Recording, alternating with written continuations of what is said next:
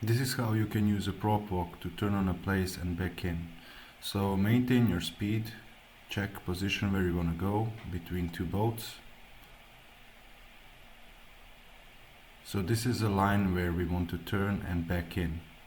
So it's time to move helm to the left. We still maintain our speed. Very soon we're going to start reversing because we want to stay inside this line. Once we start reversing, this is where the prop walk is actually pushing us to the side as we keep the helm to the port. Don't stop reversing. Once you are in the line to your place, make the helm straight. We are still on a reverse, so we are slowly backing in. Make sure you don't do this in very high winds. This works only in up to 10 knots of wind. Engine is now neutral. We are slowing down the boat.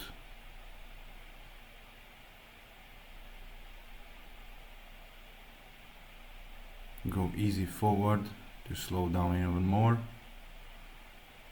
And now add a little bit more forward to stop completely and catch the windward lines, in this case port side of the boat.